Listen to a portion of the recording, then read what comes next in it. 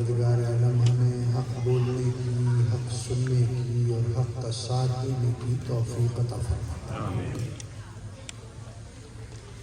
نحمدہ ونصلی ونسلم علی رسولہ الکریم۔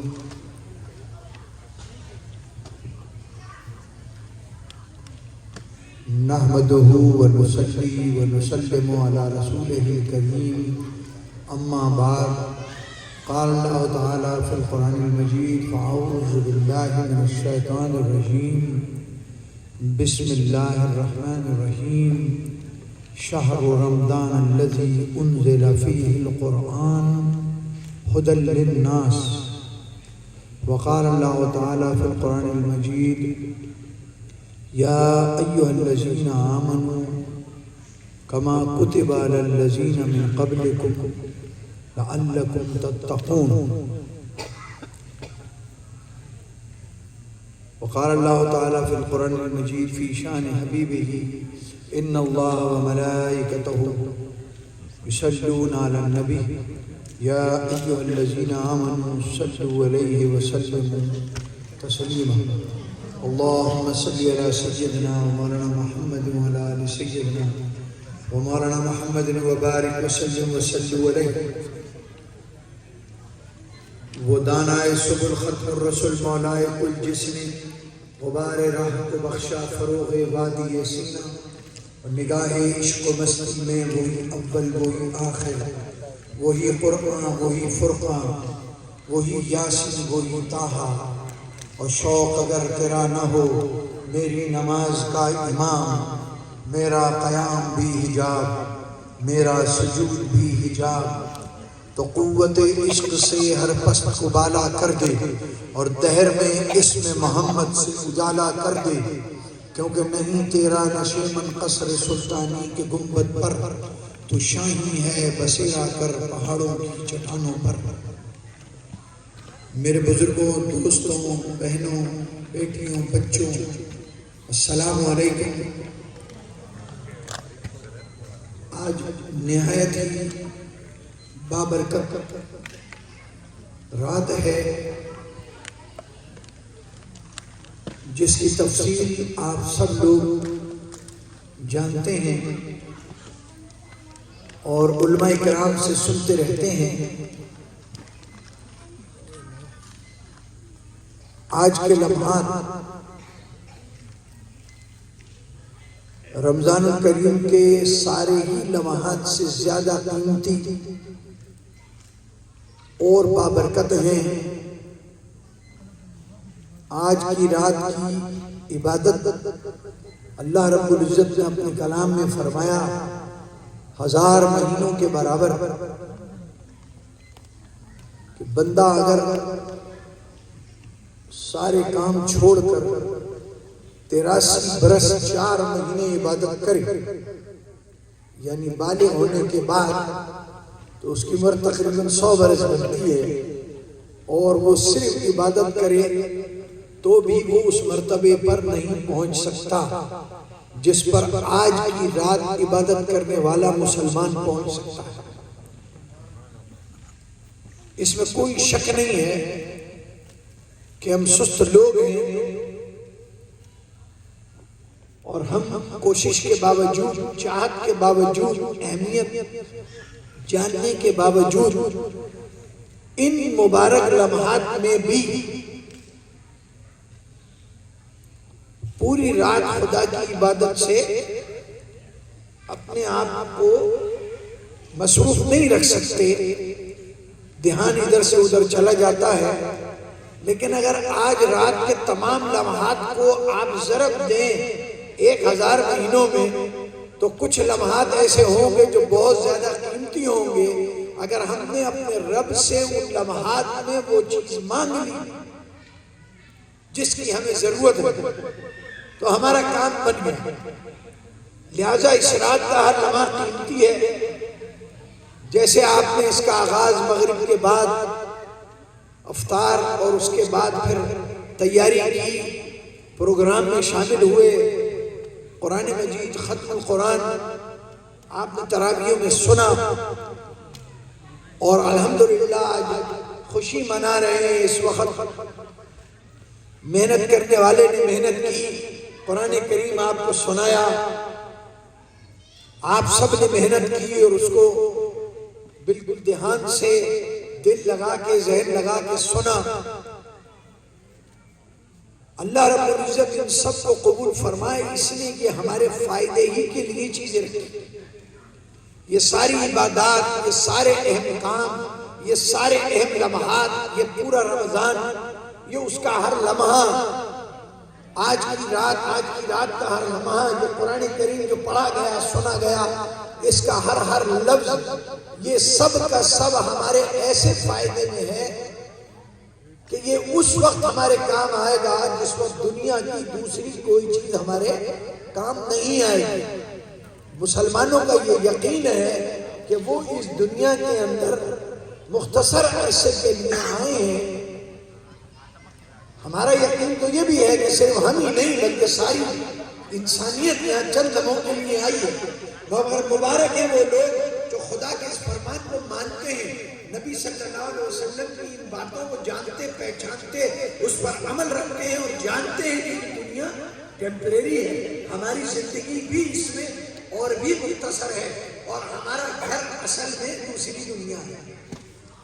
جس طریقے سے چھوٹی سی مثال ہے کہ آپ پورے دن گھروں میں تکلیف اٹھاتے ہیں، نوکریاں کرتے ہیں، کاروبار کرتے ہیں، حلال روزی کمانے کی کوشش کرتے ہیں، مختلف طریقے سے اپنے بچوں کے لیے رزق حاصل کرنے کی کوشش کرتے ہیں اور تکلیف اٹھاتے ہیں۔ ہر حلال روزی والا بھی تکلیف اٹھاتا ہے ہر لمحے، اور وہ اپنے گھر روزی لاتا ہے، لیکن وہ تکلیف اٹھاتا ہے یہ سوچ کے کہ شام کو جب اپنے گھر جاؤں گا تو مجھے سکون ملے گا اور ساری تکلیف میری دن بھر میں دور ہو جائے گی، ہے کہ نہیں؟ سب ایسے ہی سمجھتے ہیں نا کہ جب وہ اپنے گھر پہ جائیں گے کوئی بات نہیں، تھوڑی پریشانی ہے، شام کو تو گھر لوٹنا ہے، شام کو تو آرام کرنا ہے، شام کو تو ہے خوشی منائیں گے اگر کوئی دکھ کی بات دنیا میں آ رہی ہے۔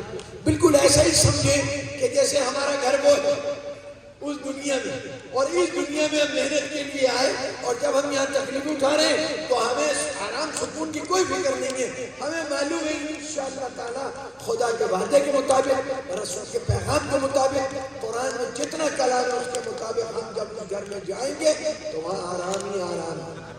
تو اگر یہاں کسی قسم کی کوئی تکلیف ہے تو اس کو خندہ پیشانی سے صحیح ہے، کیونکہ جب ہم یہ سب تکلیفیں برداشت کر کے اپنے گھر میں جائیں گے تو وہاں سکون ہی سکون ہے۔ اور اس کی مثال آپ سب جانتے ہیں کہ وہاں اپنے گھر جاتے ہیں، چاہے 2 کمرے کا گھر ہو، چاہے 20 کمروں کا گھر ہو۔ افسوس ہے کچھ ایسے گھروں کا کہ جو گھر میں آنے کے باوجود ان کو سکون میسر نہیں ہوتا۔ اللہ رب العزت ہمارے تمام بھائیوں کی تکالیف دور فرمائے، ہمارے یہاں ٹیمپریری گھر کو بھی باسکون بنائے، اور وہ ابدی گھر کو بھی ہماری کامیابی کی جگہ بنائے، خوشی کی جگہ بنائے، خدا کی رضا بنائے، اور اپنے نیک بندوں کی ہمراہی میں ہم وہاں زندگی گزاریں۔ اللہ رب العزت کا کتنا عظیم احسان ہے۔ 2-3 مقصد میں آپ کے سامنے بیان کروں گا تاکہ اگر وہ یاد رہ جائے، انشاءاللہ ضرور یاد رہیں گے۔ میرے دوستو، جیسا بتایا یہ تکلیف کی دنیا ہے، امتحان کی دنیا۔ امتحان کا کوئی کمرہ، جو لوگ پڑھے لکھے لوگ ہیں اور جو تجربے کار ہیں وہ جانتے ہیں امتحان 2 منٹ کا ہو یا امتحان 3 گھنٹے کا ہو، تکلیف دے ہو ہے۔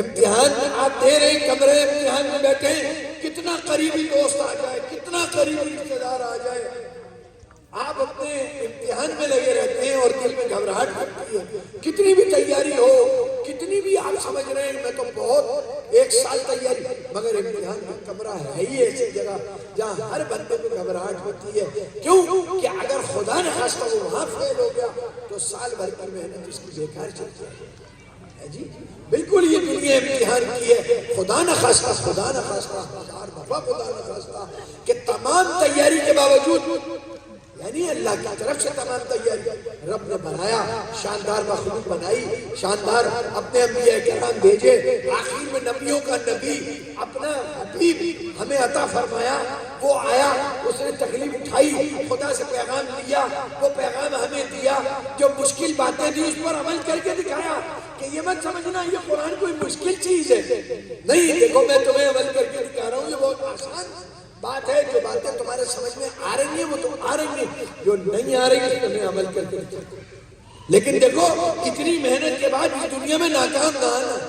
اے میرے امتیوں، قیامت میں ایسے مت آنا کہ میں تمہیں دیکھوں کہ مجھے دکھ ہو کہ اتنی محنت کے باوجود تم ناکام ہو گئے۔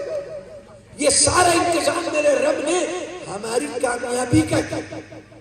ہم قرآن پڑھیں، ہم قرآن سنیں، ہم قرآن کو دیکھیں، ہم قرآن پر عمل کریں، ہم قرآن کو اپنے سینے سے لگائیں، ہم قرآن کا پیغام دوسری دنیا میں پہنچائیں۔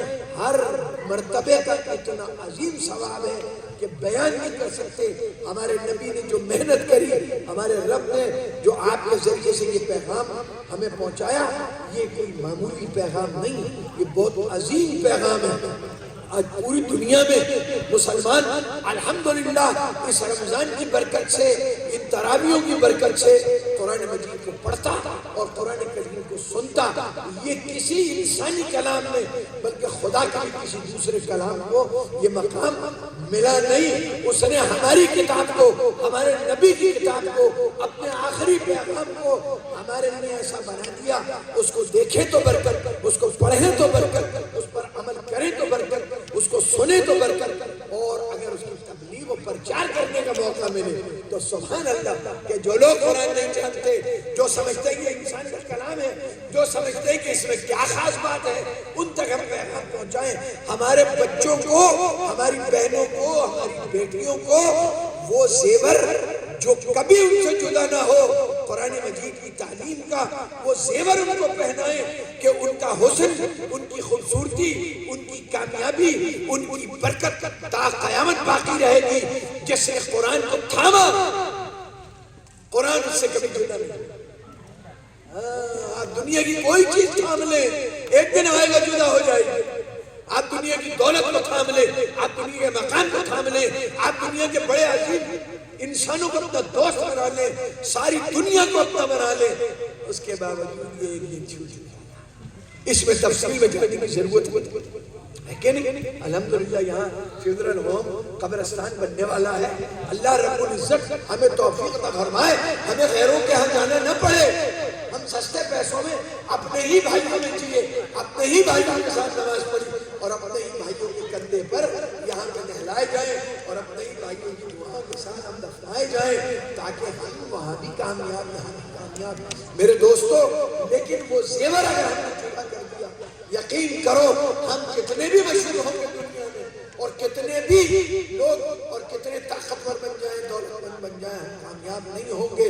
کیوں کہ اصلی زیور کو ہم نے اتار کے رکھ دیا اور نقلی زیورات جو ہم سے جدا ہو جانے والے ہیں ان کو ہم نے پہن لیا، وہ ویسے بھی جدا ہو جائیں گے۔ لیکن قرآن کریم ہمارے اللہ نے فرمایا، ہمارے نبی نے فرمایا یہ تم سے جدا نہیں، یہ قبر میں تم جاؤ گے تو میرے ساتھ چلے جاؤ، یہ تم حشر میں اٹھو گے تو میرے ساتھ، جب تک کہ تمہیں منزل پہ نہیں پہنچا دے گا۔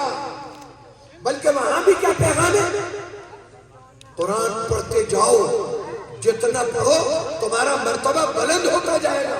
ہم کہیں گے یا الہی یہ قرآن کریم تو ہم نے دنیا میں بہت پڑھا، بہت سنا، اللہ فرمائے گا یہ وہ قرآن ہے جو اب تمہیں نہیں چھوڑے گا، اب تم اسے پڑھتے جاؤ اور جنت میں اپنے درجات خود اپنے ہاتھوں سے، خود اپنی تلاوت سے بڑھاتے چلے جاؤ۔ یہ ایسا قرآن کریم ہے، یہ کوئی معمولی یا روایت کی بات نہیں ہے کہ جسے ایک بندے نے سنایا، کتنا عظیم خدا کا معجزہ ہے کہ اس نے اتنا بڑا کلام 6666 کا وہ بیش آیات قرآنی ایک بندے کو یاد کرنے کی طاقت، ہمت، حوصلہ، توفیق عطا فرمائی۔ اس نے ہمارے سامنے پڑھا، ہم لوگوں نے سنا، بڑی ہمت کی بات ہے جی، یہ سنا۔ اب اللہ نے ہمارے دل میں اس مہینے کی برکت سے اس قرآن مجید کو اتار دیا ہے۔ اب زندگی میں کبھی بھی اس قرآن کریم کو اپنے سے جڑا نہیں۔ میں اپنی بہنوں سے بھی گزارش کرتا ہوں کہ ان کو زیادہ ٹائم ملتا ہے دن میں، مرد حضرات حلال روزی کمانے کے لیے، اپنے لیے نہیں ان کے لیے۔ باپ بھوکے رہ جاتے ہیں مگر اپنے بیوی بچوں کے لیے روٹی لے کے آتے ہیں۔ تو یہ ہم محنت کرتے ہیں باہر اور اپنے گھر والوں کے لیے رزق کما کے لاتے ہیں، ساری تکلیف کرتے ہیں تاکہ وہ آرام سے گھر میں رہیں، گھر میں حکمرانی کریں، گھر میں بچوں کی تربیت کریں اور تربیت کریں اور گھر کے اندر قرآن کریم کی تلاوت کریں، خوب کریں اور قرآن کریم سے بالکل محبت کا ثبوت دیں جیسے اللہ کے رسول نے محبت سے یہ قرآن ہم تک پہنچایا ہے۔ میرے دوستو، اللہ رب العزت نے یہ کائنات اس لیے بنائی تاکہ ہم اسے پہچانیں، معرفت الہی ہے جی، زیادہ تفصیل میں میں نہیں جا سکتا، اہم باتیں آپ کے ساتھ کرنی ہیں۔ تو معرفت الہی کہ انسان اور تمام مخلوق خدا کو پہچانے اور اپنے اپنے اعتبار سے اس پہچان کا حق ادا کریں۔ انسان کے علاوہ جتنے بھی مخلوق ہیں وہ ذکر الہی سے اس کا حق ادا کرتی ہے۔ انسان کے اوپر یہ لازم ہے کہ وہ اس کو پہچاننے کے بعد اس کی عبادت کر کے اس پہچان کا حق ادا کرے۔ انسان کو پیدا کیا گیا عبادت کے لیے۔ اب دو مقصد ہو گئے، ایک خدا کا مقصد کہ وہ پہچانا جائے تو وہ تو خدا ہے، وہ پورا ہو رہا ہے، وہ پورا ہو چکا ہے، وہ پورا ہو کے رہے گا۔ پریشانی مجھے یہ ہے کہ کیا میری زندگی کا مقصد پورا ہوگا یا نہیں۔ وَمَا خَلَقْتُ الْجِنَّ وَالْإِنسَ إِلَّا لِيَعْبُدُونِ، میں نے تمہیں پیدا ہی نہیں کیا علاوہ اپنی عبادت ہے۔ تو ہمارا مقصد خدا کی عبادت ہے، اسی کو کرتے ہوئے ہمیں اس دنیا میں رہنا ہے اور اسی کو کرتے ہوئے ہمیں اس دنیا سے جانا ہے۔ خدا کرے کہ رمضان کی برکتوں سے جو بھی ہم نے سیکھا اللہ رب العزت پہلے کے گناہ معاف فرمائے اور آئندہ آنے والے وقت میں ہمیں اپنا فریضہ ادا کرنے کی توفیق عطا فرمائے، ہے نا۔ اللہ نے فرمایا قرآن مجید کی آیت کی تلاوت ابھی آپ کے سامنے میں نے اس کا شرف حاصل کیا، اے مومنو تم پر یہ روزہ فرض کیا گیا جیسا تم سے پہلے لوگوں پر فرض کیا گیا تھا۔ ایسا نہیں ہے تمہارے لیے کوئی مشکل پیدا کی گئی، تمہارے لیے کوئی ظلم کیا گیا یا تمہیں خواہ کے لیے کسی مجبوری میں ڈال دیا گیا، مشکل میں ڈال نہیں، تم سے پہلے بھی اسی پہلے لوگوں کو ان تمام آزمائشوں سے گزارا ہے، محنتوں سے گزارا ہے اور اس کا مقصد صرف یہ ہے کہ لعلکم تتقون، تاکہ تم تقوی والے بن جاؤ، تاکہ تم خدا سے ڈرنے والے بن جاؤ۔ میرے دوستو، ہم نے یہ رمضان میں بڑی محنت کی ہے، ہر بندہ جانتا ہے، سحری میں نیند بستر چھوڑنا، پھر کھانا، پھر اس کے بعد نمازیں پڑھنا، قرآن کی تلاوت کرنا، پھر اپنی نوکریوں پہ نکل جانا، دن بھر بھوکے پیاسے رہنا، شام کو آنا، پھر خدا کے حکم سے آزاد ہوتی ہے مغرب کی طرح آپ نے افطار کرنا ہے اور اس کے بعد جو ہے ترقیاں پڑھنی ہے۔ یہ بڑا مشکل کام ہے، لیکن میرے دوستو اس مشکل کام کا نتیجہ کیا ہونا چاہیے؟ لعلکم تتقون، کہ تم پرہیزگار بن جاؤ۔ ہمیں دیکھنا ہے، میں آپ کو یا آپ مجھے نہیں کہہ سکتے، ہم اپنے آپ کو یہ کہیں کہ کیا اس رمضان میں ہم نے وہ مقصد پورا کر لیا، ہم نے وہ مقصد حاصل کر لیا جس کے لیے اللہ رب العزت نے ہمیں رمضان عطا فرمایا، جس کے لیے اللہ نے قرآن عطا فرمایا، اس سے پہلے نبی عطا فرمائے، علماء کرام نے ہم تک یہ قرآن آسان کر کے پہنچایا، حفاظ کرام نے ہمیں سنایا، ہمارے گھروں کے اندر موجود کہ ہم عربی عبارت ترجمے کے ساتھ بغیر ترجمے کے ساتھ اس کو پڑھ سکتے ہیں۔ تو کیا ہم نے وہ مقصد حاصل کیا؟ کیا ہم خدا سے ڈرنے والے بنے؟ اور اگر نہیں بنے تو میرے دوستوں، میرے بھائیوں، میں کیا کہہ سکتا ہوں؟ یہ بات تو بہت بڑی ہے، یہ کہنا کہ ہم نے وقت ضائع کر دیا، نہیں، میرا رب بڑا کریم ہے، وہ ضائع نہیں کرتا، لیکن بڑا فائدہ ہم نے چھوڑا۔ قرآن کو دیکھنا ثواب، قرآن کو پڑھنا ثواب، یہ جائے گا نہیں اگر ہم نے اس پہ عمل نہیں کیا، لیکن اگر ہم نے عمل کر دیا یہ سوچ پہ سہاگا ہے اور ہماری دنیا میں بھی عزت ہوگی اور آخرت میں بھی عزت ہوگی۔ لیکن اس کا یہ نہیں ہے کہ کوئی بندہ، باتیں لوگ آج کل بڑی عجیب و غریب باتیں کرتے ہیں، ارے بھائی قرآن پڑھنے سے کیا فائدہ جب سمجھ میں نہیں آتا۔ اب لوگ ویسے ہی چیز چلاتے ہیں، شیطان ویسے ہی آپ کو پتا ہے دلوں میں وسوسے ڈالتا ہے، ہاں یار جب عربی سمجھ میں نہیں آتی ہے بھائی پڑھنے میں فائدہ ہے۔ اور بہت سارے ہمارے سست نوجوان بھی، بچے بھی، عورتیں بھی، پڑھے لکھے لوگ کہتے ہیں بھائی ہم عربی سیکھیں گے جب یہ سمجھ نہ آئے، نہیں، جب سمجھ میں آنا شروع ہوگا، جب نہیں، یہ تو وہ چیز ہے جسے دیکھنا بھی ثواب، جسے پڑھنا بھی ثواب۔ اگر تم پڑھ نہیں سکتے اتفاق سے کسی وجہ سے اس کو دیکھتے رہو کہ یہ رب کا کرم ہے۔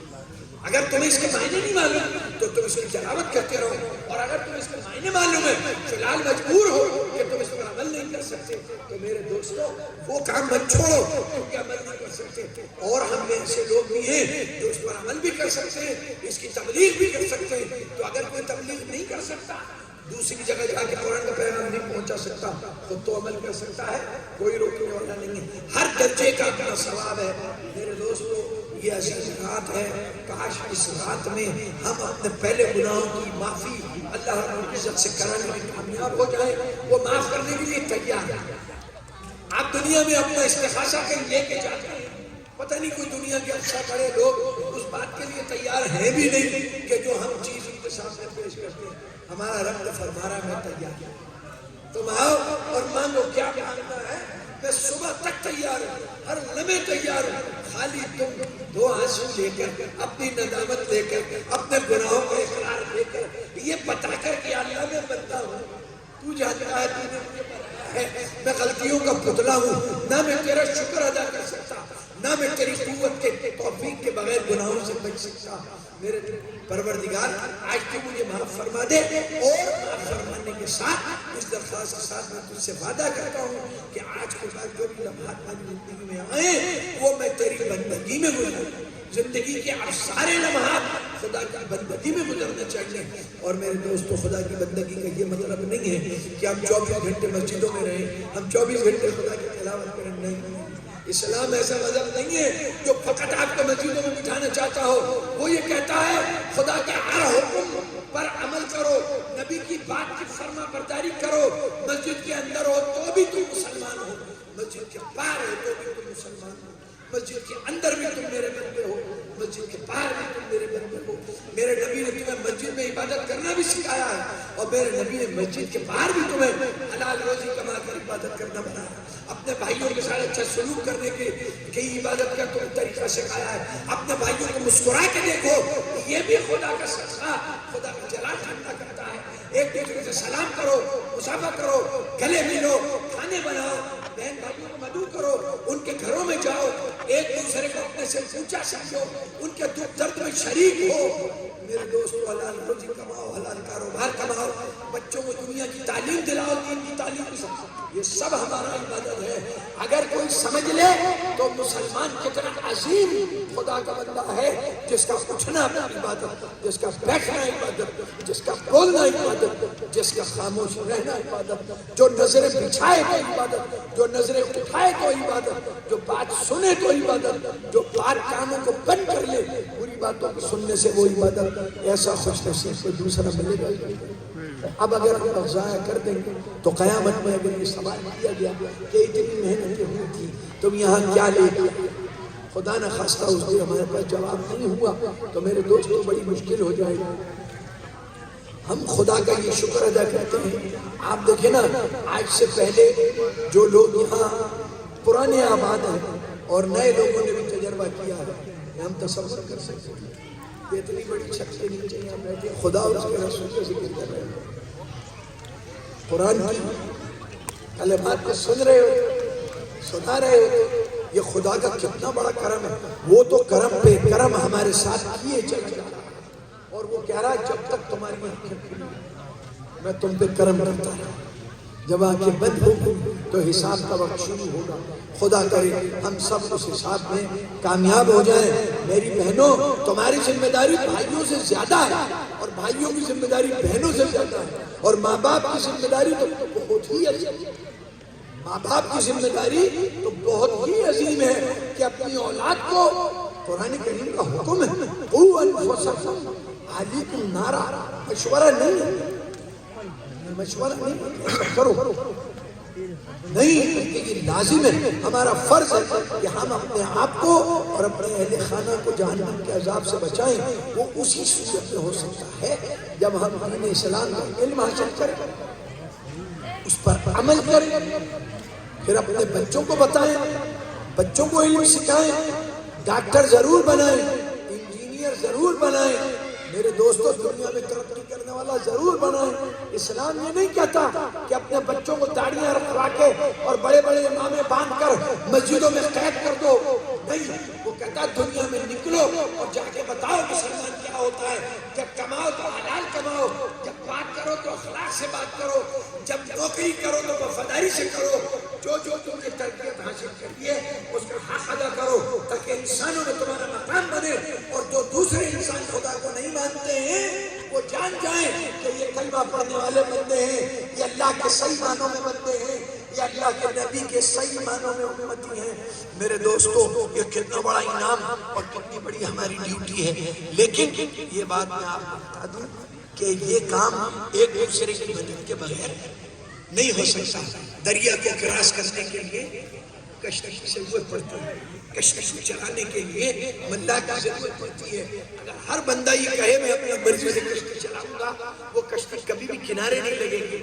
میرے دوستو، کشتی بھی چاہیے، اس کا چلانے والا بھی چاہیے، اور پھر ہم سکون سے اس کے اندر بیٹھیں اور اس کشتی میں اگر غلبہ کریں گے تو چلانے والا جو ہے وہ بھی کہے گا بھائی میں کیسے چلاؤں، آپ لوگ ایک جگہ بیٹھے نہیں رہے، سکون سے بیٹھے مجھے ہے نا۔ یہ ساری باتیں مثال دے رہا ہوں میں آپ کو، تو اس لیے ہمارے لیے مسجدیں بھی ضروری ہیں کہ ان مسجدوں میں بیٹھ کر ہم نے جو ہے وہ اپنی زندگی کا یہ جو دریا ہے عظیم، یہ پار کر کے دوسرے کنارے پہ جانا۔